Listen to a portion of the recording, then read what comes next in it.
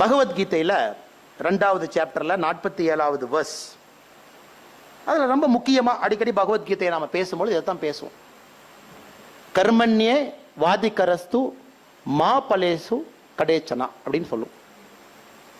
அதாவது நீ உனக்கு இந்த உலகத்துல எதற்கான உரிமை இருக்கு அப்படிங்கிறத பகவத்கீதை டிஃபைன் பண்ணு. செய்யற வேலைக்கு உரிமை இருக்கா? உரிமை இருக்கு. செய்யற வேலையை கொண்டாடுறதுக்கு உரிமை இருக்கா? உரிமை இல்லை. செய்யற வேலையினால வரக்கூடிய பலனை அனுபவிக்கிறதுக்கு உரிமை இருக்கா? உரிமை இல்லை. அப்ப என்னதான் உரிமை இருக்கு? எதுக்கு நீ வேலை செய்ய சொல்றேன்? இப்போ யங்ஸ்டர்ஸ்லாம் 21st century கிட்ஸ் சில இடத்துல கேட்பாங்க, என்ன சார் செய்யற வேலைக்கு உரிமை இருக்குங்கிறீங்க, செய்யற வேலையினால வரக்கூடிய பலனை அனுபவிக்கிறதுக்கு உரிமை இல்லை, என்ன sir waste sir? Waste philosophy. இதெல்லாம் 21st centuryக்கு செட் ஆகாது. விதண்டாவாதத்துக்கு எல்லாம் பேசுவோம், சில பேர் சும்மா பேசுவாங்க விதண்டாவாதம். ஆனா இந்த பகவத்கீதையை எடுத்து கொஞ்சம் ஆழமா பார்த்தோம்னா முதல் லைன்ல இருந்து கடைசி லைன் வரைக்கும் அது எத்திக்கல் டைலமா, மாரல் டைலமா. சொந்த மாமாவை வைத்து சண்டை போடலாமா? சொந்த மாமாவை கொல்லாமா? இதான பகவத்கீதை தானுங்க. அவனை கொல்லாமா? நீங்க 2 கசின்ஸ் தானே. பொய் சொல்லலாமா? சண்டை போடும் பொழுது லைட்டா ஒரு பொய்யை மட்டும் லைட்டா பாதி பொய் பாதி உண்மையை சொல்லலாமா? அப்ப அவங்க இறந்துட்டாங்கன்னா அதை வச்சு ஜெயிக்கலாமா? முதுகுல குத்தலாமா? சூரியன் லைட்டா மறைச்சு விடலாமா? இரவையும் பகலையும் கன்ஃபியூஸ் பண்ணலாமா? இதுதானே பகவத்கீதை. எண்ட் ஆஃப் தி டே ஒரு moral dilemma, highest moral dilemma நமக்கு கீதா உபச்சாரத்தில் இருக்கு. ஹையஸ்ட் மாரல் டைலமா கிருஷ்ணனும் அர்ஜுனனும் பேசிக்கிறாங்க. நீ செய்யலாமா தம்பி, நீ செய்யக்கூடாதா தம்பி? நான் சண்டைக்கே போமாட்டேன்னு சொன்னேன். அர்ஜுனனை கன்வின்ஸ் பண்ணி கிருஷ்ணர் கூட்டிட்டு வர்றார். பாதி கன்வின்ஸ் ஆன அர்ஜுனா அங்கேயும் திரும்ப சண்டை போடுறான் கிருஷ்ணர்கிட்ட. இல்லை இங்கே வந்ததுக்கு அப்புறம் மனசு மாறிட்டேன், என்ன எங்கள் சொந்தக்காரங்களை போய் கொல்ல சொல்றேன், மனுஷன் நான். அதுக்கு கிருஷ்ணர் சொல்றாரு, அதான் கீதா உபச்சாரம். முக்கியமான விஷயம். சிவில் சர்வீஸ்ல இப்போ எத்திக்ஸ்னு ஒரு பேப்பரை கொண்டு வந்திருக்காங்க. நேற்று கூட ஒரு IAS அதிகாரி உங்கள்கிட்ட பேசிட்டு போயிருக்காங்க. திருப்பூர் மாநகராட்சியினுடைய கமிஷனராக இருக்கக்கூடிய கிராந்தி குமார் பாட்டி IAS, அவங்க உங்களை போல ஆடிட்டராக இருந்து IAS அதிகாரியாக மாறியவர். இப்ப 2011 பேட்ச், 2011 பேட்ச் வரைக்கும் பாத்தீங்கன்னா எத்திக்ஸ்னு ஒரு பேப்பர் சிவில் சர்வீஸ்ல இல்ல. 2012 ஒரு சின்ன ரிவிஷன் கொண்டு வந்து CSATனு கொண்டு வந்தாங்க. அதுல எத்திக்ஸ்னே ஒரு பேப்பரை கொண்டு வந்தாங்க. அந்த எத்திக்ஸ்ல நீங்க வாங்குற மார்க் ஆட் ஆகும். ஆனா ஆச்சரியமான விஷயம் என்னன்னா 2017 16 அந்த எத்திக்ஸ் பேப்பர்ல ஆல் இந்தியா டாப்பர் ராஜஸ்தான்ல ஒரு IAS ஆபீசர் கரப்ஷனுக்காக கைது செய்யப்பட்டார். எத்திக்ஸ் பேப்பர்ல all India topper, all India top 20 rank, home state Rajasthan, கரப்ஷனுக்காக வித்தின் 2-3 இயர்ஸ். இப்போ ஜெனரலாக அந்த கவர்மெண்ட் ஆஃபீஸர்ஸ் பார்த்தீங்கன்னா ஒரு ஃபர்ஸ்ட் 10 வருஷம் மெயின்டைன் பண்ணுவாங்க. யாருமே ஜெனரலாக கரப்டாக பார்க்க மாட்டீங்க. மேக்சிமம் 10 வருஷத்துக்கு அப்புறம் தான் அந்த கரப்ஷனுங்கிறது அப்படியே வர ஆரம்பிக்கும். ஆனால் முதல் 3 வருடத்திலே ஒரு ஆஃபீஸர் கரப்டாக இருக்காங்கன்னா அது வேற எப்படி சிஸ்டத்தில் தப்பிச்சு வந்தாங்க அப்படிங்கிறது கேள்விக்குறி. எத்திக்ஸ் பேப்பர்ல ஆல் இந்தியா டாப்பரா இருந்த ஒருத்தர் ராஜஸ்தான்ல IAS ஆபீசர் கையூட்டு கரப்ஷனுக்காக கைது செய்யப்பட்டிருக்காங்க. அதனாலதான் எத்திக்ஸ் என்பது ஒரு கிளாஸ் ரூம்ல உட்கார வச்சு ஒரு பவர் பாயிண்ட் பிரசன்டேஷனை போட்டு டீச் பண்ண முடியாதுங்க. காரணம் எத்திக்ஸ்க்கு டெஃபினிஷனே பார்த்தீங்கன்னா it is a rational justification for a moral judgment. எவ்வளவு 2 வார்த்தை எப்படி மிக்ஸ் பண்றான் பாருங்க. அதாவது மொராலிட்டி, மாரல் அப்படிங்கறது உள்ள கொண்டு வந்து எது சரி தப்புன்னு உங்க வாழ்க்கையை நீங்க வாழ்ந்த அர்த்தத்துல அந்த இன்ஸ்டிடியூஷனுடைய நார்ம்ஸ்ல, கண்ட்ரியினுடைய பாலிசியில, கண்ட்ரியினுடைய சட்டத்திட்டங்கள், இவ்வளவு விஷயங்கள் நீங்க பார்க்கணும். இல்ல சில பேர் சொல்லுவாங்க இல்ல சட்டத்தின்படி தவறு, ஆனா கம்பெனி பாலிசி ஒன்றும் பிரச்சனை இல்லைங்க. டாடா மாதிரி கம்பெனி சொல்லுவாங்க சட்டத்தின்படி சரியாக இருந்தாலும் கம்பெனி பாலிசி படி இது தவறு. இன்னும் ஒரு ஸ்டெப் மேல போறான். ஹமுரபி கோட் ஆஃப் ஜஸ்டிஸ்னு இந்த சட்டம் வர்றதுக்கு முன்னாடியே ஹமுரபின்னு ஒரு மன்னர் இருந்தான். நீங்க ஃப்ரீயா இருக்கும்போது ஹமுரபி கோட் ஆஃப் ஜஸ்டிஸை பார்க்கணும். அந்த ஜஸ்டிஸே உங்களுடைய மனது உங்களுக்கு சொல்லுது இது சரி இது தப்புன்னு. அப்ப சமுதாயத்துல நீங்க பிறந்து வளர்ந்து இத்தனை ஆண்டுகளாக நீங்க வாழ்ந்து வந்திருக்கீங்க, நல்லது கெட்டதை பார்த்துருப்பீங்க, அப்பா அம்மா சொல்லி கொடுத்துருப்பாங்க. இது எல்லாத்தினுடைய கலவை தான் மாரல் ஜட்ஜ்மெண்ட். ஓ இது தப்பு, அதற்கு ஒரு ரேஷனல் ஜஸ்டிபிகேஷன் கொடுக்கிறோம். எத்திக்ஸ்க்கு ரேஷனல் ஜஸ்டிபிகேஷன் எங்க இருந்து வருது? சட்டத்தை வச்சு. இல்ல அது தப்புங்க, நீங்க அக்கவுண்ட் புக்கை குக் பண்ணிருக்கீங்க, சத்தியம் மாதிரி நீங்க வந்து தப்பு பண்ணிருக்கீங்க. அதுக்கு ஒரு ஆடிட்டர் வந்து பிக் ஃபோர் அவங்க அதை சர்டிஃபை பண்ணிருக்காங்க. அப்ப அது பாத்தீங்கன்னா ரெண்டு விஷயத்தை உடைக்கிறாங்க. மாரல் ஜட்ஜ்மெண்ட்டும் தவறு, அந்த நாட்டினுடைய சட்ட திட்டங்களும் தவறு. So rational justification for a moral judgement தான் எத்திக்ஸ் அப்படிங்கிறான். அதனால தான் எத்திக்ஸை ஒரு கிளாஸ் ரூம்ல ஒரு பவர் பாயிண்ட்ல டீச் பண்ண முடியாது அப்படின்னு நான் ஒரு சஜஷனா உங்களுக்கு சொன்னேன். அது எப்படி சொல்ல முடியுங்க? நீங்க வாழ்ந்த ஒரு நாள்ல இருந்து இன்னையிலிருந்து பிறந்ததிலிருந்து இப்ப வரைக்கும் நீங்க பார்க்கறது எல்லாமே உங்களுடைய எத்திக்ஸ் என்பதை உருவாக்குவதற்கு கூடவே இருக்கும். அப்பா எப்படி இருக்காங்க, அம்மா எப்படி இருக்காங்க, யாருமே பார்க்காதப்ப எங்க அப்பா எங்க அம்மாட்ட எப்படி பேசுறாங்க, எல்லாரும் பார்க்கறப்ப எங்க அப்பா எங்க அம்மாட்ட எப்படி பேசுறாங்க. கிளாஸ் ரூம்ல இன்விஜிலேட்டரே இல்லாதப்ப ஒரு மாணவன் காப்பி அடிக்கலினா தான் அது சிறப்பு. இத்தனை சிசிடிவி கேமராவை போட்டு இன்விஜிலேட்டரை போட்டு அதெல்லாம் மேல இருந்து ஏதோ செக் எல்லாம் பண்ணி அதுல பையன் காப்பி அடிக்க மாட்டாங்க. சில ஸ்கூல் சொல்லுவாங்க எங்க நம்ம ரொம்ப ஸ்ட்ரிக்ட்டுங்க அப்படின்னு. நிறைய பேர் அட்மிஷன் கேட்பாங்க, ஏங்க ஸ்ட்ரிக்ட்னா, எங்க ஸ்கூல்ல நீங்க வந்து பாருங்க பசங்கள்லாம் ரொம்ப ஸ்ட்ரிக்ட். நான் சொல்லுவேன் அதெல்லாம் மெஷர் கிடையாதுங்க. ஒரு வாரம் உங்க ஸ்கூல்ல இருக்கிற எல்லா டீச்சரையும் லீவ் அனுப்பிடுங்க. ஒரு வாரம் உங்க குழந்தைகள் எப்படி பெர்ஃபார்ம் பண்றாங்களோ அதை பொறுத்து தான் உங்க ஸ்கூல் ஸ்ட்ரிக்டா நான் சர்டிபிகேட் கொடுப்பேன். என்னை கேட்டீங்கன்னா இப்ப சில இடத்துக்கு ஸ்கூல்ல பேசப்போம், ரெண்டு ரோக்கு ஒரு டீச்சர்ஸ் பக்கத்தில் நிற்பாங்க. 2 ரோக்கு இங்க ஒரு டீச்சர் நிற்பாங்க, 2 ரோக்கு அங்க ஒரு டீச்சர் இருப்பாங்க. அப்படியே ஸ்டூடெண்ட்ஸ் அப்படியே தூங்குற மாதிரி இருந்தாங்கன்னா அப்படியே பேப்பர் எடுத்து எழுதுவாங்க. அப்பயே தெரியும் அந்த பையன் கதை முடிஞ்சது அப்படி. அதெல்லாம் not a measure of ethics. Ethics is what you do when others don't see you. யாருமே பார்க்காதப்ப நீங்க என்ன பண்றீங்க அப்படிங்கறதா the moral foundation for ethics. moral foundation for ethics அதுதான். எல்லாரும் பார்க்கறப்ப நீங்க எப்படி இருக்கீங்கிறது முக்கியம் கிடையாது. இன்னொரு விஷயம் சொல்லுவாங்க, 40 ஆண்டுகள் 50 ஆண்டுகள் 100 ஆண்டுகள் பெரிய கம்பெனி, பெஞ்ச் மார்க்கெட் கம்பெனி, அந்த கம்பெனி தான் ப்ளூ சிப் கம்பெனிஸ்.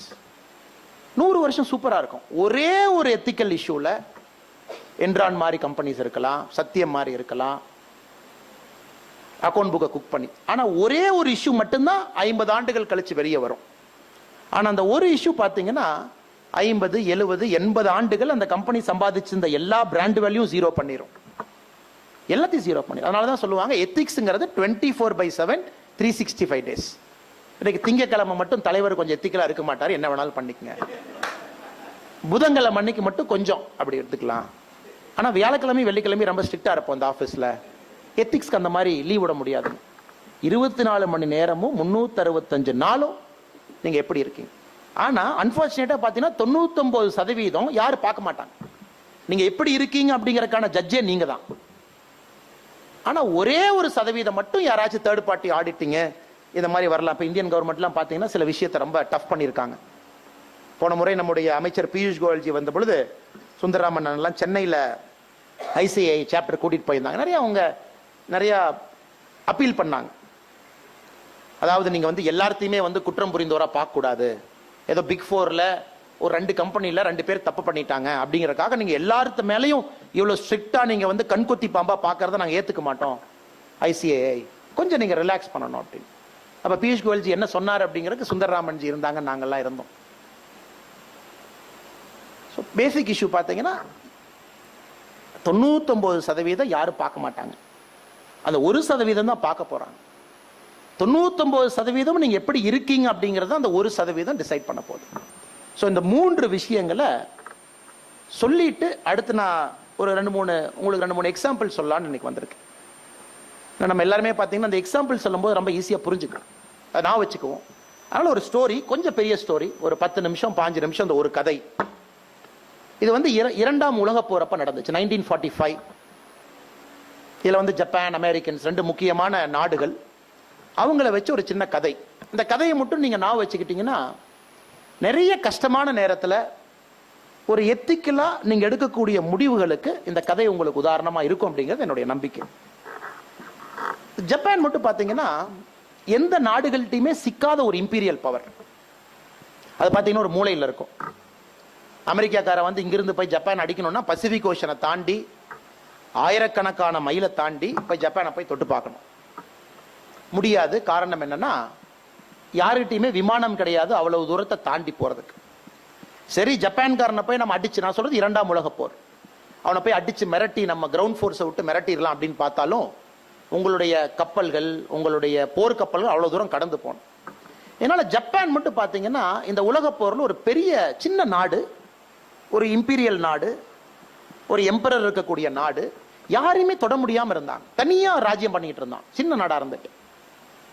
அங்கிருந்து திடீர்னு வந்து இங்க வரைக்கும் வருவான், மியான்மர் வரைக்கும் வருவான், சிங்கப்பூர் வரைக்கும் வருவான், ரஷ்யாக்குள்ள போயிட்டு வெளியே வருவான், மஞ்சூரியன் சைனாக்குள்ள போய் சண்டை போடுவான்.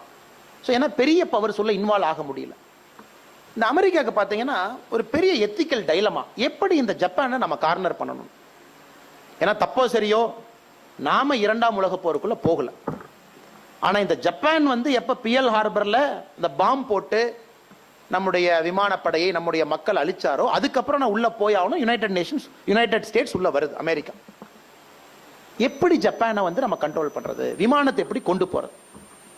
அவ்வளவு தூரம் போறதுக்கான விமானம் கிடையாது. அப்பதான் அமெரிக்கா வந்து B-29 அப்படின்னு ஒரு பாம், சூப்பர் ஃபோர்ட்ரஸ்னு சொல்லுவாங்க, ஒரு பாம்பரை கண்டுபிடிக்கிறாங்க. கிட்டத்தட்ட 3000 மைல் போகக்கூடிய ஒரு விமானம், 3000 மைல்ஸ் நான் ஸ்டாப். அப்போ நம்ம அமெரிக்கால இருந்து ஜப்பானுக்கு போக முடியாதுன்னு சொல்லிட்டு அது பக்கத்தில் ஒரு தீவு, குவாம் ஐலண்ட் ஒரு ஐலண்ட், அதை பிடிச்சிடறாங்க.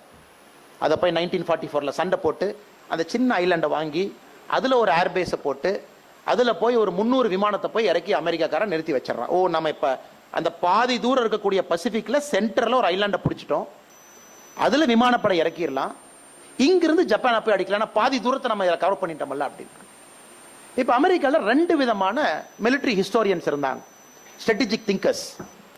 ஒரு குரூப் என்ன நினைச்சாங்கன்னா, சண்டையில பொதுமக்கள் சாவக்கூடாது, இறக்கக்கூடாது, பொதுமக்களுக்கு எந்த சண்டையிலுமே தொந்தரவு வரக்கூடாது. இப்ப உங்களுக்கு வர அதே அந்த மாரல் டைலமா.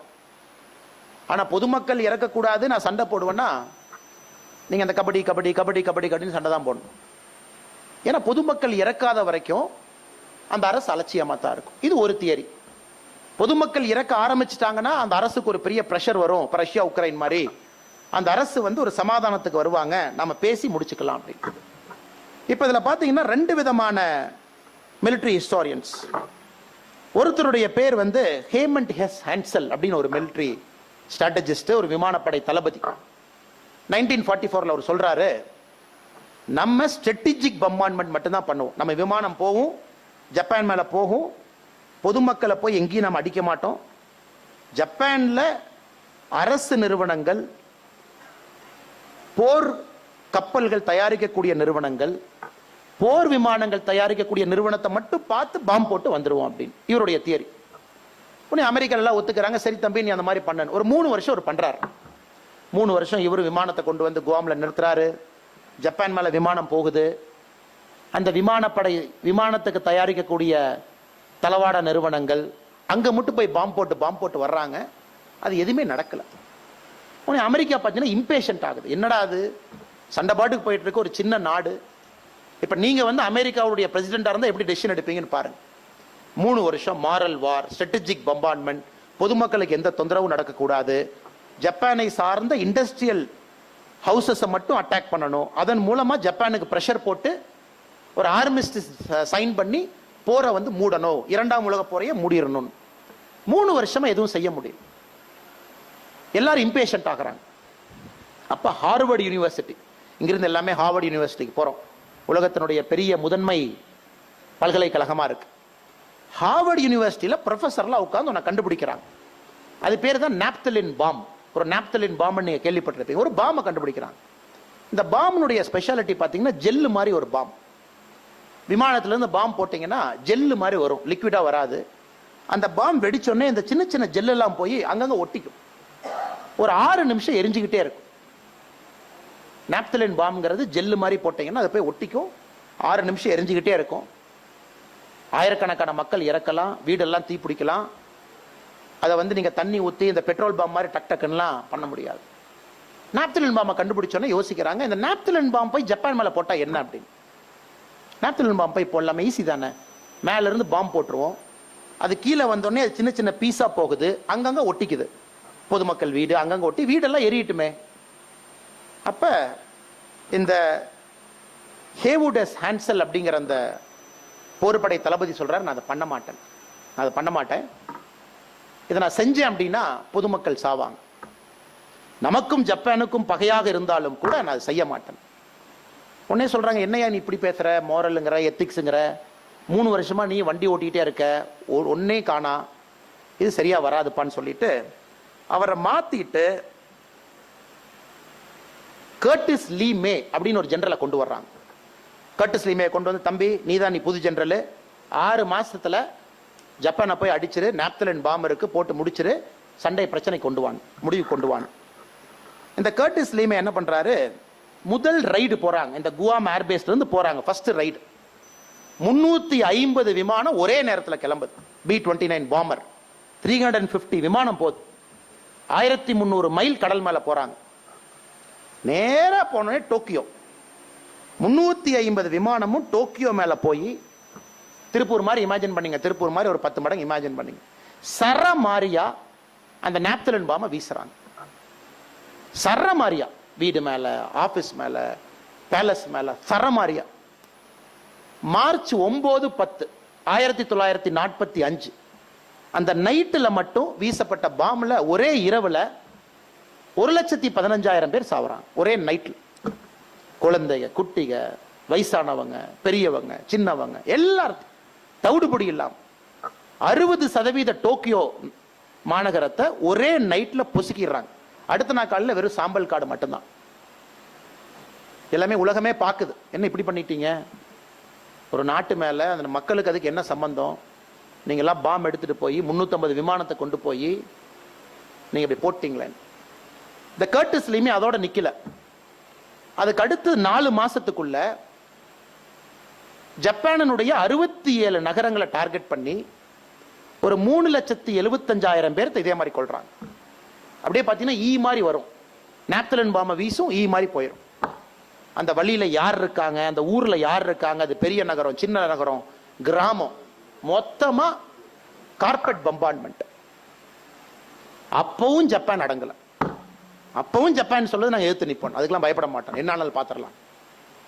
அப்புறம் அமெரிக்கன் பிரசிடென்ட் பார்க்கறாரு, என்னடா இதுக்கும் கேட்க மாட்டாங்க, 3,75,000 பேர், 67 இடத்துல பாம்பு போட்டிருக்கோம், 350 விமானம், குழந்தைங்க, தாயோட வயிற்றுல இருக்கக்கூடிய குழந்தைங்க, கர்ப்ப குழந்தைங்க, இத்தனை பேர் தளிச்சாச்சு, இன்னும் எதிர்த்து நிக்கிறானே.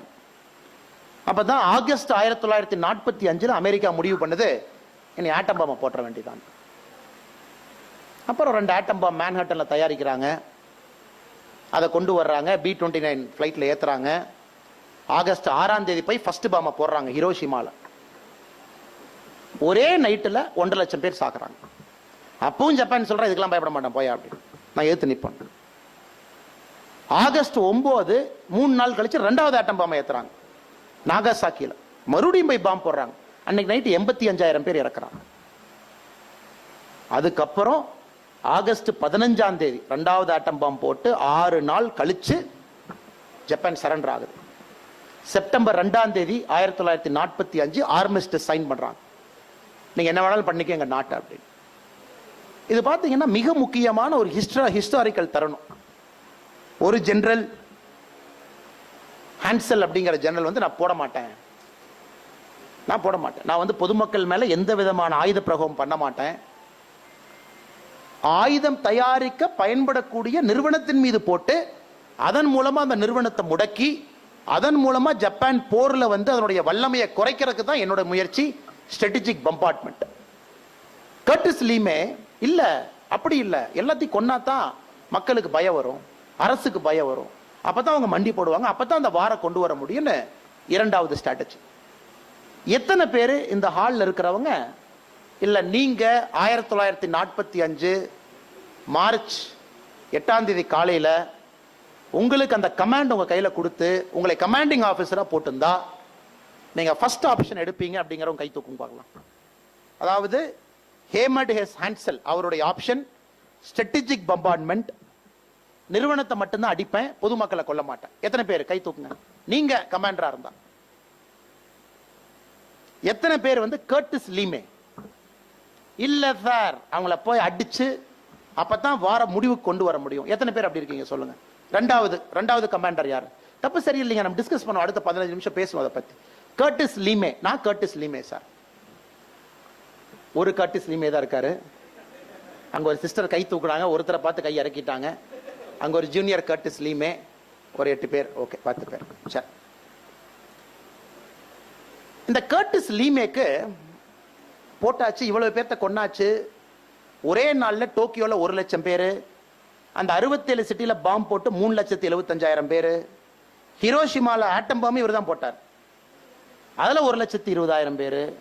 நாகாசாக்கில பாம்பு போட்டு அதுல ஒரு 80,000 பேர். நீங்க கூட்டி பார்த்தீங்கன்னா இவங்க எல்லாம் ஒரே நைட்ல இறந்தவங்க. அதுக்கப்புறம் ஹிரோஷிமா நாகாசாக்கி அடுத்த 5 வருஷத்துல ரேடியேஷன்ல இறந்தவங்க, இப்படி இறந்தவங்க நீங்க இன்னொரு 10,00,000 பேர்த்த சேர்த்தலாம். ஜப்பான் அரசு 1964ல ஜப்பானுடைய மிக உயரிய விருது order of the rising sun யாரு கொடுத்தாங்க?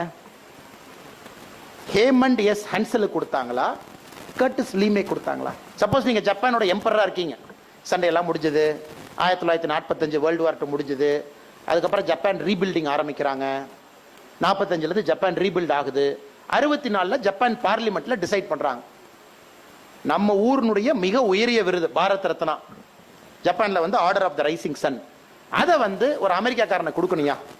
யாரு கொடுத்தாங்க? எத்தனை பேர் முதல்ல இருந்த மனுஷன் கொடுத்திருப்பாங்கன்னு நினைக்கிறீங்க? எத்தனை பேர் ரெண்டாவது மனுஷன் கொடுத்திருப்பாங்கன்னு நினைக்கிறீங்க? ஃபர்ஸ்ட் கொடுத்தாங்க, கை தூக்குங்க பார்க்கலாம். ஹேமண்ட் எஸ் ஹன்சலுக்கு கொடுத்தாங்க ஜப்பானுடைய விருது.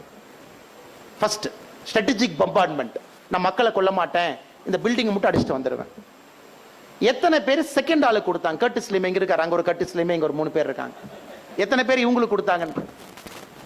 ஓகே, ஜப்பானுடைய அரசு 1964ல order of the rising sun கொடுத்தது கர்டிஸ் லீமேக். என்ன அநியாயமா இருக்கு, என்ன அநியாயமா இருக்கு. நீ அவ்வளவு பாம்பரை கொண்டு வந்து 350 விமானத்தை கொண்டு வந்து லட்சக்கணக்கான என்னுடைய குழந்தைகள் எல்லாம் கொண்டுட்டு இந்த சண்டையெல்லாம் நடந்து 19 வருஷம் கழிச்சு கர்டிஸ் லீமேவை கூட்டு பார்லிமெண்ட்ல நீ உன்னுடைய ஹையஸ்ட் விருதை ஏன் கொடுத்தேன்னா அதுக்கு சொன்னாங்க, கர்டிஸ் லீமே மட்டும் அன்னைக்கு பாம்பு போடலினா நாங்க சரண்டர் ஆயிருக்க மாட்டோம், இன்னும் சண்டை போட்டிருப்போம். அப்ப என்ன இருக்கும்? ரஷ்யாவும் சைனாவும் உள்ள வந்திருக்கும். அப்ப தரைப்படை தாக்குதல், ரஷ்யா ஒரு பக்கம் தாக்குதல், சைனா ஒரு பக்கம் தாக்குதல், அமெரிக்காக்காரன் நீங்க தரைப்படை தாக்குதல், இன்னொரு 10 வருஷம் 2ஆம் உலக போர் போயிருக்கும்.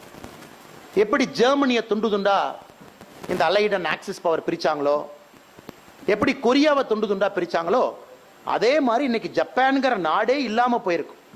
இவர் பாம்பு போட்டனாலதான் ஜப்பான்கிற நாடு இன்னைக்கு இருக்குங்கிறான். இதனடா விபரீதமா இருக்கு.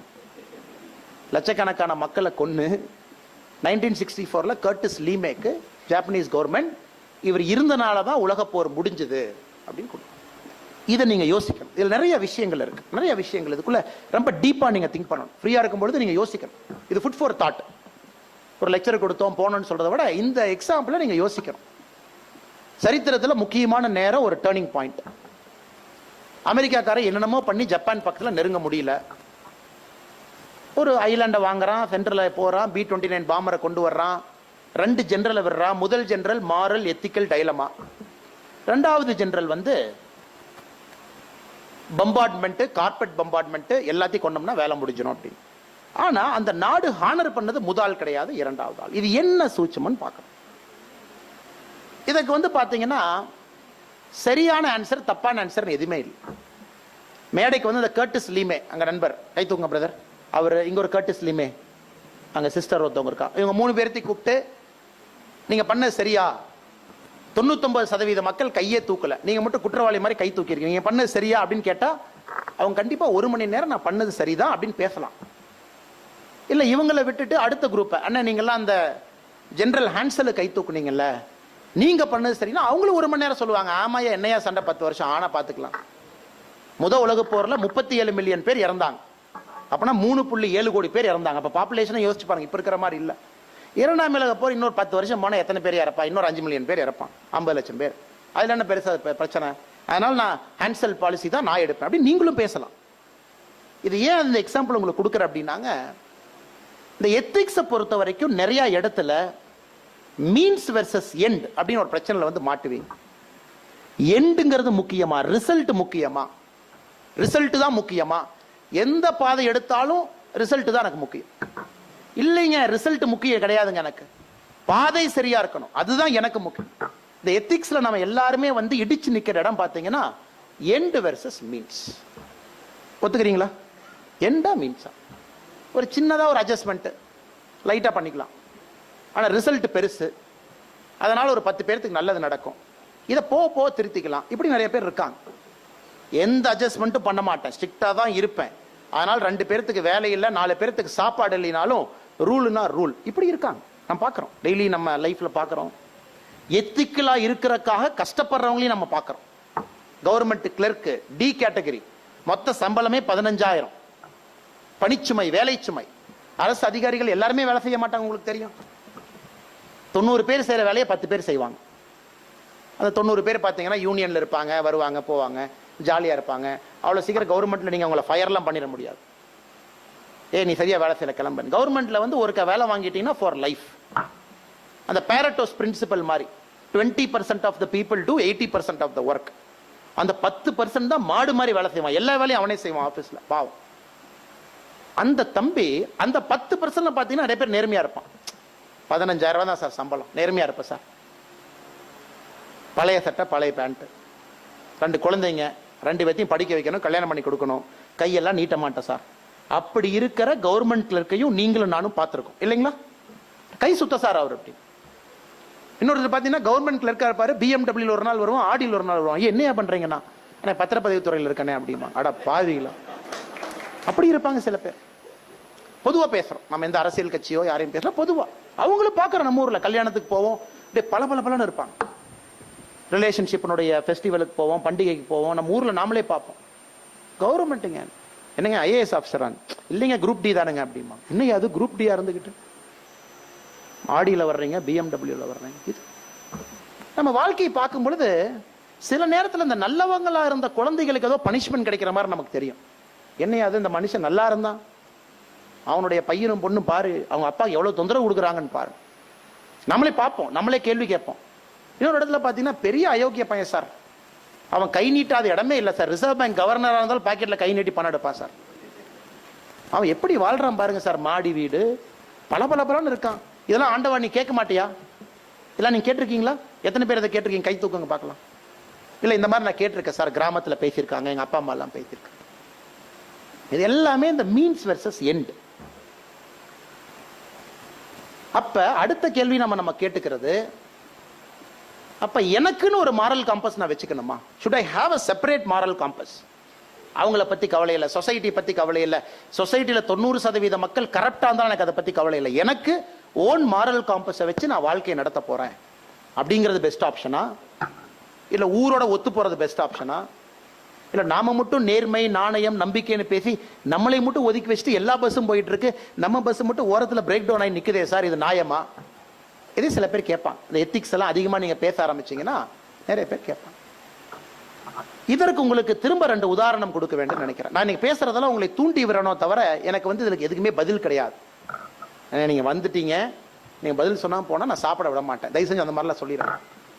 So there's nothing called a concrete answer. You are the best judge of what you do. நீங்க செய்யறது சரியா தப்பா அப்படிங்கறத நீங்க தான் முடிவெடுக்கணும். That is your internal moral compass. அதுக்காகத்தான் கொஞ்சம் ப்ரோவோக் பண்றதுக்காக சில எக்ஸாம்பிள்ஸ் உங்க முன்னாடி வைக்கிறேன். பகவத்கீதையில 2வது சாப்டர்ல 47வது வெர்ஸ், அதுல ரொம்ப முக்கியமா அடிக்கடி பகவத்கீதையை நாம பேசும்போது இதைத்தான் பேசுவோம். கர்மண்யே வாதிகரஸ்து மா பலேசு கடேச்சனா அப்படின்னு சொல்லும். அதாவது நீ உனக்கு இந்த உலகத்துல எதற்கான உரிமை இருக்கு அப்படிங்கறத பகவத்கீதை டிஃபைன் பண்ணு. செய்யற வேலைக்கு உரிமை இருக்கா? உரிமை இருக்கு. செய்யற வேலையை கொண்டாடுறதுக்கு உரிமை இருக்கா? உரிமை இல்லை. செய்யற வேலையினால வரக்கூடிய பலனை அனுபவிக்கிறதுக்கு உரிமை இருக்கா? உரிமை இல்லை. அப்ப என்னதான் உரிமை இருக்கு? எதுக்கு நீ வேலை செய்ய சொல்ற? இப்ப யங்ஸ்டர்ஸ்லாம் 21st century கிட்ஸ் இடத்துல கேட்பாங்க, என்ன சார் செய்யற வேலைக்கு உரிமை இருக்குங்கிறீங்க, செய்யற வேலையினால வரக்கூடிய பலனை அனுபவிக்கிறதுக்கு உரிமை இல்லை, என்ன sir waste sir? Waste philosophy. இதெல்லாம் 21st century செட் ஆகாது. விதண்டாவாதத்துக்கு எல்லாம் பேசுவோம், சில பேர் சும்மா பேசுவாங்க விதண்டாவாதம். ஆனா இந்த பகவத்கீதையை எடுத்து கொஞ்சம் ஆழமா பார்த்தோம்னா முதல் லைன்ல இருந்து கடைசி லைன் வரைக்கும் அது எத்திக்கல் டைலமா, மாரல் டைலமா. சொந்த மாமாவை வைத்து சண்டை போடலாமா? சொந்த மாமாவை கொல்லாமா? இதான பகவத்கீதை இதானுங்க. அவனை கொல்லாமா? நீங்க 2 கசின்ஸ் தானே, பொய் சொல்லலாமா? சண்டை போடும் பொழுது லைட்டா ஒரு பொய்யை மட்டும் லைட்டா பாதி பொய் பாதி உண்மையை சொல்லலாமா? அப்ப அவங்க இறந்துட்டாங்கன்னா அதை வச்சு ஜெயிக்கலாமா? முதுகுல குத்தலாமா? சூரியன் லைட்டா மறைச்சு விடலாமா? இரவையும் பகலையும் கன்ஃபியூஸ் பண்ணலாமா? இதுதானே பகவத்கீதை. எண்ட் ஆஃப் தி டே ஒரு moral dilemma, highest moral dilemma நமக்கு வந்து கீதா உபச்சாரத்தில் இருக்கு. ஹையஸ்ட் மாரல் டைலமா கிருஷ்ணனும் அர்ஜுனனும் பேசிக்கிறாங்க. நீ செய்யலாமா தம்பி, நீ செய்யக்கூடாதா தம்பி? நான் சண்டைக்கே போமாட்டேன்னு சொன்னேன். அர்ஜுனனை கன்வின்ஸ் பண்ணி கிருஷ்ணர் கூட்டிட்டு வர்றார். பாதி கன்வின்ஸ் ஆன வந்து அர்ஜுனா அங்கேயும் வந்து திரும்ப சண்டை போடுறான் கிருஷ்ணர்கிட்ட. இல்லை இங்கே வந்ததுக்கு அப்புறம் மனசு மாறிட்டேன், என்ன எங்கள் சொந்தக்காரங்களை போய் கொல்ல சொல்றேன் மனுஷனா? அதுக்கு கிருஷ்ணர் சொல்றாரு, அதான் கீதா உபச்சாரம். அதனாலதான் பாத்தீங்கன்னா பகவத்கீதை ஒரு டைம்லெஸ் எப்பிக்கா. இவ்வளவு நாட்கள் வாழையடி வாழையா ஒரு ஜெனரேஷனா சொல்றது கதை இல்லை. ஒரு கதையும் படிக்கும் பொழுது அந்த எத்திக்கல் மாரல் டைலமால உங்களுக்கு வாழ்க்கையினுடைய பாடத்தை சொல்வதற்காகத்தான் பகவத்கீதை இருக்கு. நான் வந்து வேலையை செய்யலாம், சூப்பர். ஆனா வேலையை செய்யறதுனால வரக்கூடிய பலனை எதிர்பார்த்தேன் அப்படின்னா உங்க மைண்ட் வந்து ரிவார்டை நோக்கி போயிடும். Your mind is focused more on the end result. ரிவார்டை நோக்கி இருக்கும். கொஞ்ச நாளைக்கு அப்புறம் அந்த மனசு எப்படி மாறணும்னா இந்த ரிவார்டு வர்றதுக்காக இந்த வேலையை செய்யணும்னு மாறும். ஃபேஸ் 2. ஃபேஸ் 3 என்ன செஞ்சாலும் இந்த ரிசல்ட் வரணும். ஃபேஸ் 3. ஃபேஸ் 4 இந்த ரிசல்ட் வர்றதுக்கு நான் என்ன வேணாலும் செய்வேன். அது சின்ன தாட் தான் போடுறான். செய்யக்கூடிய வேலையை உரிமை எடுக்கிறதுக்கு உங்களுக்கு உரிமை இருக்கா? இருக்கு. அந்த வேலையினால வரக்கூடிய பலன் அனுபவிக்க உரிமை இருக்கா? இல்லைன்னு சொன்னாலும் பகவத்கீதை அதற்குள்ள 4 சப் காம்பனன்ட் இருக்கு. ஒருவேளை ஆமான்னு சொன்னா அது எப்படி மாறும் ஹியூமன் மைண்ட்ல? எனக்கு இந்த ரிசல்ட் வேணும், இந்த ரிசல்ட் தான் வேணும், இந்த ரிசல்ட்டுக்காக நான் பண்ணுவேன், இந்த ரிசல்ட்டுக்காக என்ன வேணாலும் பண்ணுவேன். அதான சாரம், அதான எசன்ஸ். அதனாலதான் கீதோபச்சாரத்துல பகவத்கீதை நம்ம சொல்றோம், the means is more important than ends. உங்க மைண்டை வந்து ஆக்ஷன்ல இருந்து டிட்டாச் பண்ணிட்டு, அவுட்கம்ல இருந்து டிட்டாச் பண்ணிட்டு, செய்ய வேண்டிய வேலையை உங்களுடைய கர்ம வினையாக செஞ்சிட்டீங்கன்னா எதை வந்தாலும் உங்களுடைய மனது ஏற்றுக்கொள்ளும். அப்பனா உங்க கம்பெனில இருந்து நீங்க ஃபயர்டு, ஆடிட்டர் மால் பிராக்டிஸை கண்டுபிடிச்சீங்க, நீங்க ஃபயர்டு, ஏத்துக்குவோம், அக்செப்டட். ஏன்னா வேலையை செஞ்சோம், ரிசல்ட்டை பத்தி நாம எதிர்பார்க்கணும். அவர் ஹையஸ்ட் அக்கௌண்டிங் ப்ரொஃபஷனல் பாடியில கம்ப்ளைண்ட் பண்ண அந்த கம்பெனியை பத்தி கம்ப்ளைண்ட் பண்ணுவோம். ஏன்னா தப்பு பண்ணியிருக்காங்க. வேலையை செய்யறோம், அதனால எந்த ரெப்பர்கஷன் வந்தாலும் ஏத்துக்கலாம். இது பைபிள். நீங்க யாராச்சும் கிறிஸ்தவர்கள் இருக்கீங்களான்னு தெரியல, நண்பர்கள் யாராச்சும் இருக்கீங்களான்னு. இந்த பைபிள்ல பாத்தீங்கன்னா நம்முடைய பகவத்கீதை கீதா உபச்சாரம் மாதிரி பைபிள் ஒன்று இருக்கு, த டெம்டேஷன் ஆஃப் கிரைஸ்ட் அப்படின்னு ஒரு முக்கியமான ஒரு சாப்டர், அதுவும் பைபிள். அது எப்படின்னா ஜீசஸ் கிரைஸ்ட் வந்து 40 நாட்கள் உண்ணாவிரதம் இருக்கிறாங்க, நோன்பு இருக்கிறாங்க. 40 நாட்கள், 40 days, 40 நைட் ஃபாஸ்டிங், 40 டே ஃபாஸ்டிங். அதுக்கப்புறம் ஒரு டெவில் வர்றாங்க ஜீசஸ் கிரைஸ்ட் கிட்ட. 40 நாள் விரதம் இருந்ததுக்கு அப்புறம், எனக்காக இதை நீ பண்றியா, உனக்கு எல்லாம் கொடுக்குறேன். கிரைஸ்ட் வந்து முடியாதுங்கிறார். இந்த அப்படியே அந்த மலை மேல கூட வான்னு அந்த சாத்தான் கூட்டிட்டு போறாங்க. மலை மேல போய் ஜீசஸ் கிரைஸ்ட கூட்டிட்டு போயிட்டு, உங்க கண்ணில் என்னெல்லாம் நீங்க பாக்குறீங்களோ எல்லாம் உனக்கு தான், ஆனா என்ன ஏத்துக்க அப்படிங்கிறார். கிரைஸ்ட் முடியாதுங்கிறார். எதுக்கு? அதுலயும் ஒரு பாடத்தை இருக்கு, ஒரு ஆழ்ந்த ஒரு அணுகுமுறை இருக்குன்னா the temptation of Christ and Bible. அதுவும் அவங்க எப்படி வச்சிருக்காங்க பாருங்க. ஜீசஸ் கிரைஸ்ட் வந்து காலையில சாப்பிட்டாரு, மத்தியானம் சாப்பிட்டாரு, நைட்டு சாப்பிட்டாரு, அதுக்கப்புறம் டெவில் வரல. 40 நாட்கள் விரதம் இருந்து உங்களுடைய சென்சஸ் எல்லாமே வீக்கஸ்ட் பொசிஷன்ல இருக்கு. நீங்க ஒரு நாள் விரதம் இருந்தாமே அப்படியே தட்டும். 2வது நாள் இருந்தீங்கன்னா யாரா 2 பேர்த்த திட்டலான்னு இருக்கும். 3 நாள் விரதம் இருந்தா யாரும் பக்கத்துல வந்துடாத, ஓடி போயிடும். தலைவர் விரதம் இருக்காரு, பக்கத்துல யாரும் வந்துடாதீங்க, மூட் அப்செட்ல இருக்காரு. என்ன இரிட்டேஷன், டென்ஷன், டெம்டேஷன். நான் ஸ்வீட்டே சாப்பிட மாட்டேன், 4வது நாள் கை அப்படி ஸ்வீட் பக்கம் போகும், நான் ஸ்வீட்டை கொடுங்களேன், லைட்டா சாப்பிட்டுட்டுனா கொஞ்சம் பிபி எல்லாம் சரியாயிக்கும். அதனால தான் அந்த டெம்டேஷன் ஆஃப் கிரைஸ்ட் வந்து 40th டே வைக்கிறாங்க. அதை கிரைஸ்ட் தாண்டினால தான் மகாபுருஷன் அப்படின்னு ஜீசஸ் கிரைஸ்ட கூப்பிடுறாங்க. எல்லா மதத்திலையும் எல்லா இதுலையுமே பகவத்கீதை நம்ம பேசணும். சாப்டர் 2 47வது வெர்ஸை பேசணும், டெம்டேஷன் ஆஃப் கிரைஸ்ட். அதே இஸ்லாம் மதத்துக்கு போயிட்டோம் அப்படின்னா நோன்பு இருக்காங்க, ஒரு மாதம் முழுவதுமே ரம்ஜான் நோன்பு இருக்காங்க. காலையிலிருந்து இரவு வரை ஒரு வேளை மட்டும் சாப்பிட்றாங்க. இதெல்லாம் எதுக்கு நம்ம ஸ்பிரிச்சுவாலிட்டி பில்டு பண்ணிருக்குன்னு பார்த்தீங்கன்னா, to inculcate ethics and morality to the believers. அந்தந்த மதத்தை யாரு நம்புறாங்களோ இதை பிராக்டிஸ் பண்றது மூலமாக எத்திக்ஸும் மொராலிட்டியும் அவர்களுடைய வாழ்க்கையில ஒருங்கிணைக்கிறதற்காக இதை கொண்டு வந்திருக்காங்க. ஒருங்கிணைக்கிறதுக்காக. எத்திக்ஸ்னா செப்பரேட்டுங்க. நம்ம எம்டி வந்து மத்தியானம் 12 மணிலேருந்து 2 மணி வரைக்கும் தான் எத்திக்ஸை பத்தி பேசுவார். என்னென்ன கம்ப்ளைண்ட் இருக்கோ வாங்க. இல்ல, காலையிலிருந்து இரவு வரை நீங்க எடுக்கிற எல்லா டெசிஷனுமே எத்திக்கல் தான். அதனாலதான் நம்ம இந்த பாம்பரை பத்தி பார்த்தோம். பாம்பு போடலாமா வேண்டாமா, எத்திக்கல் டெசிஷன். ஆட்டம் பாம்பை இறக்கலாமா வேண்டாமா, எத்திக்கல் டெசிஷன். டோக்கியோ மேல போடலாமா வேண்டாமா, எத்திக்கல் டெசிஷன். 67 நகரத்தை அணிக்கலாமா வேண்டாமா, எத்திக்கல் டெசிஷன். 10 லட்சம் பேர்த்த கொல்லாமா வேண்டாமா, எத்திக்கல் டெசிஷன். உங்க லைஃப்ல இந்த மாதிரி நிறைய உங்க வாழ்க்கை பூரா இப்படித்தான் இருக்கும். The more you go up in life, the more you go up, the more you go up. மேல போக பிரச்சனைகளை சமாளிக்கணும். அவங்க தான் மேல போக முடியும். மேல போக நீங்க டீல் பண்றது எல்லாமே எத்திக்கல் ப்ராப்ளம்ஸா தான் இருக்குமோ தவிர ஹியூமன் ப்ராப்ளம்ஸா இருக்காது. Human problems local level. அண்ணே சூப்பர்வைசர் ஓங்கி அப்பிட்டானே என்னன்னு கேளுங்கண்ணே. அதெல்லாம் சூப்பர்வைசரும் ஃப்ளோர் மேனேஜரும் சண்டை போட்டுக்குவாங்க. அண்ணே அவன் நீ பார்த்தாவே சரியில்லைண்ணே ஏதோ பேசுறானே, அதெல்லாம் லோக்கல். அதான் ஹியூமன் ப்ராப்ளம்ஸ். நீங்க ஆர்கனைசேஷன் ஹைரார்க்கியில மேல போக you will deal only ethical problems and moral dilemma. யாருக்கு ஃபைபர் ஸ்ட்ராங்கா இருக்கோ, மாரல் ஃபைபர் ஸ்ட்ராங்கா இருக்கோ, அவங்க இதையெல்லாம் சமாளிச்சு வரலாம். ஜீசஸ் கிரைஸ்டையும் தப்பா பேசியிருக்காங்க, தப்பாதான் பேசியிருக்காங்க. அதை தாண்டி அந்த டெஸ்டை எல்லாம் பரீட்சையெல்லாம் பாஸ் பண்ணி தான் கிரைஸ்ட் வெளியே வந்தார். பகவத்கீதையை வேற வேற ஆங்கிள் பாக்குறவங்க இருக்கிறாங்க. இல்ல நான் கர்ணனுடைய ஆங்கிள் இந்த பகவத்கீதையை பார்க்க போறேன், நான் கர்ணனுடைய ஆங்கிள் மகாபாரத போரை பார்க்க போறேன், இல்ல நான் பீஷ்மருடைய ஆங்கிள் இருந்து நான் பார்ப்பேன், இல்ல நான் அர்ஜுனுடைய ஆங்கிள் இருந்து பார்ப்பேன், இல்ல கிருஷ்ணனுடைய ஆங்கிள் இருந்து பார்ப்பேன். இவருக்கு பாவம் அநீதி பண்ணிட்டீங்க, பாவம் அவரு தப்பே பண்ணல, அவருக்கு பண்ணிட்டீங்களே. பீப்புள் ஆர் தேர்.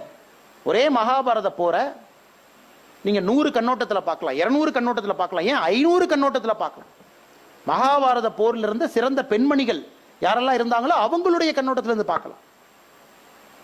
பாஞ்சாலியினுடைய கண்ணோட்டத்தில் இருந்து பார்க்கலாமே, அதை வச்சு கதையை எழுதலாமே முழுசா திரும்ப ரீஓரியன்ட் பண்ணி. ராமர் ராவணன், ராமர் கண்ணோட்டத்திலையும் பார்க்கலாம், ராவணர் கண்ணோட்டத்திலையும் பார்க்கலாம். அதனால் நீங்க மாரல் ஃபைபரை ஸ்ட்ரென்தன் பண்ணிக்கலாம். டெசிஷன் நீங்க தான் எடுக்கணும். எதுக்குமே வந்து ஃபிக்ஸட் கோல் கிடையாது. உதாரணத்துக்கு டாடா பாத்தீங்கன்னா 2015ல டாடா கோட் ஆஃப் எத்திக்ஸ்னு ஒரு புக்கே போட்டாங்க. வெப்சைட்ல இருக்கு, நீங்க டவுன்லோட் பண்ணிக்கலாம். 40 பக்கம் டாடா கோட் ஆஃப் எத்திக்ஸ். எல்லா அவங்களே அதை கேள்வி கேட்டிருப்பாங்க, பதில் சொல்லியிருப்பாங்க. டாடா ஏன் இத்தனை ஆண்டுகள் கழித்தும் இன்னைக்கு டாட்டானா எந்திரிச்சு நிக்கிறோம். அது டாடா கோட் ஆஃப் எத்திக்ஸ்யா, பணம் எல்லாம் கொடுக்க மாட்டான், ப்ராஜெக்டை கையெழுத்து போட்டு போயிட்டே. இப்போ கவர்மெண்ட் ஆஃபீஸ் போனீங்கன்னா சொல்லுவாங்க, அண்ணே டாடா கம்பெனி ஆமாண்ணே, ஏதாச்சும் ஒரு 10% கொடுப்பாங்களான்னு ஃபைல் அப்படியே வச்சிருக்கேன். டாடா கொடுக்க மாட்டான் தெரியாதயா, அவன் போய் கோர்ட்டுக்கு போயிடுவான். இன்னைக்கும் கவர்மெண்ட் ஆஃபீஸுக்கு போனா ஏன் டாடா ஃபைல் மட்டும் கையெழுத்து ஆகுது? டாட்டாக்காரன் தெளிவா இருக்கா, நீ கையெழுத்து போட மாட்டியா, பாத்துக்கலாம்ப்பா. நான் கம்பெனில இருந்து நான் பணம் கொடுத்தா என்னை வீட்டுக்கு அனுப்பிச்சிருவாங்கப்பா. எத்தனையோ பிரைவேட் கம்பெனி. ஒரு வேர்ல்டு கிளாஸ் குளோபல் 500 இருக்கக்கூடிய ஒரு அமெரிக்க நிறுவனம் தமிழ்நாட்டில் பிசினஸ் பண்ண வந்து இங்க அவன் பணம் கொடுத்து, அது மூலமா லேண்ட் கன்வர்ஷன் பணம் கொடுத்து தமிழக அரசு கிட்ட ஒரு மிகப்பெரிய ஒரு சாஃப்ட்வேர் சாம்ராஜ்யத்தை உருவாக்கி அமெரிக்கால மாட்டினான். சார்பனீஸ் ஆக்ஸ்லி ஆக்ட் என்றானுக்கு அப்புறம் அமெரிக்கா செனேட்ல கொண்டு வந்த ஒரு சட்டம். அவன் புக் ஆஃப் அக்கௌண்ட்ஸை பார்த்து பிடிச்சிட்டாங்க. டேய் என்ன தம்பி கொஞ்சம் பணம் கொடுத்துருக்கேன் அப்படின்னு. ஆமாண்ணே, இந்தியாவில் பிஸ்னஸ் பண்ணால் கொஞ்சம் பணம் கொடுக்கணும், அது தமிழ்நாட்டில் பண்ணால் கொஞ்சம் ரொம்ப சேர்த்தி கொடுக்கணும்னே. கொடுத்தேன். கொடுத்தது எங்கே எழுதியிருக்கான்? Book of அக்கௌண்ட்ஸில் எழுதியிருக்கான். யாருக்கு கொடுத்தோன்னு எழுதியிருக்கான். இவருக்கு எவ்வளோ கொடுத்தனே, எவ்வளோ கொடுத்தனே, எல்லாம் மிஸ்செலினியஸ் எக்ஸ்பென்ஸ் எழுதியிருக்கேனே பாருங்கண்ணே. அதாவது மேனேஜர் என்ன சொன்னா, என் வேலையை நான் சரியா செஞ்சுட்டேன். சார்பனீஸ் ஆக்ஸ்லி ஆக்ட் நீ என்ன என்றானுக்கு அப்புறம் கொண்டு வந்தையோ அந்த சட்டத்தின்படி நான் ஃபுல் டிஸ்க்ளோஷர். நீ போய் அங்கிருந்தவங்க போய் பிடிச்சிட்டு வான். இது ரொம்ப ஒரு, நீ கூகுள் பண்ணி பாருங்க. அந்த நிறுவனத்து பேரை நான் சொல்லல, அந்த அமைச்சர்கள் பேரும் இப்ப நான் சொல்லல, அந்த அதிகாரிகள் பேரும் சொல்லல, கம்பெனி பேரை சொல்றேன். ஓப்பனா காக்னிசன்ட் டெக்னாலஜி. ஜஸ்ட் கூகுள் பண்ணி பாருங்க. அவனுக்கு ஃபைன் போட்டான். ஏன்? அமெரிக்கால என்றானுக்கு அப்புறம் அதை கொண்டு வந்துட்டான். நீ உலகத்துல எங்க போய் ஆப்ரேட் பண்ணாலும் இதனால சொன்ன சார், அமெரிக்கால நேர்மையா இருந்துக்கிறேன், இந்தியா போனா கொஞ்சம் கொடுப்பேன், அதெல்லாம் நீங்க கண்டுக்க கூடாது. அது என்றானுக்கு அப்புறம் சொன்னா நீங்க எங்க போனாலும் கொடுக்க கூடாது, நீ எங்க கொடுத்தாலும் நீ பிடிப்பேன். அதான் சார்பனீஸ் ஆக்ஸ்லி ஆக்டினுடைய சிறப்பம்சம். நீ உலகத்துல நீ அமெரிக்கன் ரெஜிஸ்டர்ட் கம்பெனியா இருந்து நீ எங்க போய் எந்த மூலையில போய் நீ பிசினஸ் பண்ணாலும் நீ அமெரிக்கால இருக்கக்கூடிய ரூல் ஆஃப் லாவை நீ ஃபாலோ இருக்கு. காக்னிசன்ட் இருக்கு. பெரிய மாட்டி சிஇஓ ஃபயர் ஆகி டாப் லீடர்ஷிப்பையே ஃபயர் பண்ணி ஃபுல் ஷேக்கப் பண்ணிட்டாங்க. ஃபுல் ஷேக்கப் எல்லாம் தூக்கி வீசிட்டாங்க. எல்லாம் போங்கடா வீட்டுக்கு. இது நடக்கும் நடக்கும். இந்த எத்திக்ஸ் இல்ல, மாரல் டைலமா இல்லைன்னா எவ்வளவு பெரிய நிறுவனமா இருந்தாலும் கீழே வந்துடும். இன்னைக்கும் டாடா நிக்கிறது, இன்னைக்கும் டாடா நிலைச்சு நிக்கிறது. டாடா ப்ராடக்ட்னா ஒரு மரியாதை சரியா இருக்கும்பா. மரியாதை பார்த்தீங்கன்னா அந்த இத்தனை ஆண்டுகள் அந்த பிராண்ட் வேல்யூவை எத்திக்ஸை காப்பாத்திருக்கு. நம்ம டாட்டாவை பார்த்தோன்னே சூப்பர் குவாலிட்டி, சூப்பர் பொருள், சீப்பஸ்ட் குவாலிட்டி அப்படிலாம் நம்ம பேச மாட்டோம். நேர்மையா இருப்பான் பாவம். அது எப்படி எங்கிருந்து ஜம்ஷெட்ஜி டாடா எங்கிருந்து எவ்வளவு ஜென்ரேஷனா பில்ட் பண்ணி அது ரதன் டாடா அவருடைய கைக்கு போய் இன்னைக்கு டாடா சன்ஸ்க்கு புது எம்டி நம்ம ஊருக்காரர் இருக்காரு, நாமக்கல்காரர். ஜென்ரேஷனா அந்த எத்திக்கல் வேல்யூவை மெயின்டைன் பண்ணி வச்சிருக்காங்க. இது உடனடியா சில நேரத்தில் பார்த்தீங்கன்னா அந்த எத்திக்ஸை ஃபாலோ பண்றவங்களுக்கு கொஞ்சம் சின்ன தர்ம சங்கடம் வரத்தான் செய்யும். ஆனா அது எறும்பு கடிக்கிற மாதிரி, அதை நீங்க ஏத்துக்கணும், ஏத்துக்க பழகிக்கணும். எறும்பு கடிக்கிற மாதிரி. எறும்பு கடி நல்லது. நீங்க எறும்பு கடிக்கு பயந்தீங்கன்னா காண்டாமிருகத்திட்ட மிதிப்படும். இல்லைண்ணே அந்த எறும்பு கடிக்கிறதே வலிக்குது, ஒரு சின்ன ஷார்ட்கட் தானே, போனா போய் தொலைது பார்த்துருக்கேன். நான் ஐபிஎஸ்ல நான் பார்த்துருக்கேன். ஒரு சார்ஜ் ஷீட்ல ஏதோ ஒண்ணுக்கு 15 வருஷத்துக்கு முன்னாடி கையெழுத்து போட்டிருப்பீங்க. 15 இயர்ஸ் கழிச்சு வந்து பிடிப்பான். நீ சரியா பண்ணலையா, நான் அக்யூஸ்ட விட்டுட்டேன், ஏன் விட்டேன்னு சொல்ல அப்படின்னு. அப்புறம் சஸ்பெண்ட் ஆன ஆபீசர்ஸ் எல்லாம் இருக்காங்க. 15 வருஷம் மாட்டல, 15 வருஷம் கழிச்சு மாட்டினவங்க இருக்காங்க, இந்தியாவில் இருக்காங்க. அதனால் என்னை பொறுத்தவரை அந்த சின்ன எறும்பு கடியை எப்போதுமே வாங்குவதற்கு தயாரா இருங்க. அது ஒரு தப்பும் கிடையாது. அது வந்து கொஞ்சம் கொலீக்ஸ்ட ஒரு உரசல், நான் நேர்மையா இருந்தா இப்படித்தான் எல்லாம் இவன் பிழைக்க தெரியாதவன்னு சொல்லுவான், சொல்லிட்டு போறாங்க. அதற்கான வெகுமதி எத்திக்ஸ் மட்டும் கொஞ்சம் லேட்டா வரும், உடனே வந்துடாது. வணக்கம்ங்க, சொல்லுங்க. Parnika from Pollachi. Huge fan of யூஸ்ங்கண்ணா. அண்ணா எனக்கு என்ன क्वेश्चनனா, நீங்க எப்பவுமே வந்து உங்க பாரை வந்து ரொம்ப ஹையா செட் பண்ணிருக்கீங்க. நான் ஏதாவது சிஏ படிக்கிறது கஷ்டம் அப்படின்னு சொன்னா உங்களை எக்ஸாம்பிளா சொல்லிடுவாங்க வீட்டுல. நீங்க லக்னோவில் இப்போ ஐஏஎம்ல படிக்கல, யூபிஎஸ்சி எக்ஸாமும் ஐஏஎம் எக்ஸாமும் ரெண்டுமே வந்து அட் டைம்ல நீங்க ஃபேஸ் பண்ற மாதிரி ஒரு சிச்சுவேஷன் வந்திருக்குன்னு அதை பத்தி சொல்லியிருக்கீங்க. So how did you face it? அதை வந்து நீங்க எப்படி ஓவர் கம் பண்ணி வந்தீங்கிறத பத்தி சொன்னீங்க. நன்றிங்க சிஸ்டர், உட்காந்துக்குங்க. கட்டு ஸ்லீமே கேள்வி, அடுத்த கேள்வி நினைக்கிறேன் உங்களுக்கு. இப்போ நீங்கள் எல்லாருமே கிட்டத்தட்ட அதே பாத்தில் தான் இருக்கீங்க. ஐ திங்க் நம்ம எல்லாம் அதே பாதையில் வந்திருக்கோம். உங்களுக்கு முன்னாடி ஒரு 2 ஸ்டாப் முன்னாடி என் பஸ் போயிட்டு இருக்கு, நீங்கள் பின்னாடி ஒரு 2 ஸ்டாப் பின்னாடி இருக்கீங்க. டெசிஷன் மேக்கிங் இல்லை எத்தனை பேர் வந்து உண்மையாலுமே சிஏ ஆகணும்னு இங்கே இருக்கீங்க எனக்கு தெரியல. எத்தனை பேர் அப்பா சொல்லியிருக்காங்க சிஏ ஆகணும் தெரியல. இட்ஸ் அ சாய்ஸ், தவறு கிடையாது. உங்கள் பர்சனல் சாய்ஸாக இருக்கலாம், ஃபேமிலி சாய்ஸாக இருக்கலாம். இப்போ நீங்கள் இது எல்லாத்தையும் பேலன்ஸ் பண்ணுறீங்க. Should I do this, should I do that, அல்ல should I do both of this அப்படின்னு. என்னை பொறுத்தவரைங்க டெசிஷன் மேக்கிங்கை முடிஞ்ச வரைக்கும் சிம்பிளிஃபை பண்ணிட்டீங்கன்னா பாதி பிரச்சனையிலேருந்து நம்ம தப்பிச்சிடலாம். முடிஞ்ச வரைக்கும் சிம்பிளிஃபைடு டெசிஷன் மேக்கிங் அது ரொம்ப கஷ்டம். யாரோ சொன்ன மாதிரி common sense is the least common அப்படின்னு. காமன் சென்ஸ் தான் உலகத்தில் ரொம்ப குறைவாக இருக்குங்க. அதனால தான் இவ்வளோ பிரச்சனைகள். இப்போ எனக்கு உதாரணத்துக்கு நான் எம்பிஏ படித்தேன். ஆனால் எம்பிஏ படிக்கணும்னு தான் நான் லக்னோ போனோம் தவிர ஐஏஎஸ் ஆஃபீஸர் ஆகணும்னு நான் போகலைங்க. லக்னோ போய் அவர் எம்பிஏ முடிச்சுட்டு வரலாம் அப்படின்னா ஒரு கம்பெனி ஆரம்பிக்கலாங்கிற ஐடியாவில் தான் போனேன். லக்னோங்கிறத நீ மாத்துச்சு. ஓ இந்த மாதிரி உலகம் இருக்கு, மக்கள் கஷ்டப்படுறாங்க, இந்த மாதிரிலாம் இருக்கு அப்படிங்கும் பொழுது முதல் வருஷம் முடியும் பொழுது அது சிவில் சர்வீஸ் அப்படின்னு மனசு மாறி கார்பரேட் போகக்கூடாது, நம்ம வாழ்க்கையை வந்து அர்ப்பணிக்கணும் அப்படின்னு இந்த பக்கம் வந்து. அப்போ எனக்கு பார்த்தீங்கன்னா நான் 2 விஷயத்தையும் செய்ய வேண்டிய கட்டாயம் எனக்கு. ஏன்னா ஒரு டிகிரிக்காக அங்கே போயிருக்கேன், அதையும் முடிக்கணும். பரீட்சை எழுதி ப்ரிலிம்ஸ் கிளியர் பண்ணிட்டேன், மெயின்ஸும் 2வது வருஷத்தில் வருது, அதையும் பாஸ் பண்ணணும். அப்போ நீங்கள் உங்களுடைய வாழ்க்கையை அந்த கோலுக்கு தகுந்த மாதிரி மாற்ற ஆரம்பிக்கணும். நிறைய பேர் பார்த்தீங்கன்னா வாழ்க்கையை மாற்ற மாட்டாங்க, ஆனால் கோல் மட்டும் வேணும்னு நினைப்பாங்க. தூக்கத்தை குறைக்கணும், ஸ்டடி ஹவர் அதிகப்படுத்தணும், உங்களுடைய எக்ஸ்டர்னல் ப்ளஷரை குறைக்கணும். எத்தனை பேர் இங்கே இருக்கீங்க? எத்தனை பேர் அடுத்த 1 வருஷம் நான் படமே பார்க்காம என் இலக்கை நோக்கி போவேன்? கை தூக்குங்க பார்க்கலாம். படம் பார்த்தாலும் தப்பு இல்லைங்க, அது என்னங்க தப்பு? ஓகே சரி அண்ணே, அப்பப்போ ஒரு என்டர்டெயின்மெண்ட்டு ஒரு 2 படத்தை பார்ப்பனே, பொங்கலுக்கு ஒன்று, தீபாவளிக்கு ஒன்று அடிப்போம். எத்தனை பேர் அந்த மாதிரி இருக்கீங்க? எனக்கு என்டர்டெயின்மெண்ட்டும் முக்கியம், ப்ளஷரும் முக்கியம், இதுவும் செய்வேன். Okay, it's a choice. இப்போ நீங்கள் எல்லாருமே வாலண்டரியாக ஒரு சாய்ஸ் எடுத்திருக்கீங்க. பட் சில பேர் பார்த்தீங்கன்னா இதுவும் வேணும் அதுவும் வேணும்னு நினைப்பாங்க. அது லைஃப்பில் நிறைய இடத்துல அது நடக்காது. If you want this, you have to sacrifice that. Sacrifice பண்ணாமல் சில விஷயங்கள் நமக்கு கிடைக்காது. உதாரணத்திற்கு தூக்கத்தை 2 மணி நேரம் சாக்ரிஃபைஸ் பண்ணால் உங்களால் இது பண்ண முடியும். ஏன்னா இந்த வருஷம் ஆல் இந்தியா உங்கள் ஐசிஐ ரேங்க் ஹோல்டர்ஸ்லாம் பார்த்தாங்க last 3 years. Auto rickshaw driver அவருடைய குழந்தை புனேல இருந்து all India rank holder, labourer ஒருத்தருடைய குழந்தை, ஹவுஸ் மெய்டு ஒருத்தருடைய குழந்தை. ஒரு காலத்தில் சிஏ எல்லாம் பார்க்கும்போது ரேங்க் லிஸ்ட்டை பார்த்தீங்கன்னா அவங்க அப்பா அம்மா சிஏவா இருப்பாங்க, பையன் சிஏவா இருப்பான். இல்லை ஒரு காலத்தில் நாங்கள் பார்த்துருக்கோம். அல்லது பெரிய ரிச் ஃபேமிலியிலேருந்து சிஏவா இருப்பாங்க. ஆனால் இன்னைக்கு கொங்கு பகுதியில் இங்கே வந்து பார்க்கும் பொழுது இந்த மேடையில் இருக்கவங்க எல்லாமே ஃபர்ஸ்ட் ஜென்ரேஷன் சிஏ, எல்லாமே விவசாயத்திலிருந்து வந்து முதல் ஜென்ரேஷன் சிஏ. அதே மாதிரி இங்கே முன்னோடிகள் எங்கள் ஐயாலாம் இருக்காங்க. நீங்களும் கிட்டத்தட்ட அதே பாத்தில் தான் வர்றீங்க. நிறைய பேர் இங்கே கவர்மெண்ட் ஸ்கூலில் படிச்சிருக்கீங்க. உங்களுக்கு இது எக்ஸ்ட்ரா. அது மற்றவங்க மாதிரி இந்த பாத் ஈஸி இல்லை, கொஞ்சம் எக்ஸ்ட்ரா போகணும். எக்ஸ்ட்ரா போகும்பொழுது நீங்கள் எக்ஸ்ட்ரா சாக்ரிஃபைஸ் பண்ணித்தான் ஆகும். இது நீங்கள் எப்பவுமே மனசில் வச்சுக்கணும். ஏன்னா அந்த சோஷியல் ஸ்ட்ரக்சர் சில பேர்த்த டிஸ்அட்வான்டேஜாக வச்சிருக்கு. நான் வந்து இல்லைப்பா, நான் வந்து ஒரு கவர்மெண்ட் ஸ்கூலில் படித்தேன். கவர்மெண்ட் ஸ்கூல் தவறு கிடையாது, குவாலிட்டி ஸ்கூல்ஸ் நிறையா படிச்சிருக்கோம், நல்ல மார்க் வாங்கியிருக்கோம். திடீர்னு சிஏனா கொஞ்சம் டிரான்சிஷன் ஃபேஸ் கஷ்டமாக இருக்கு.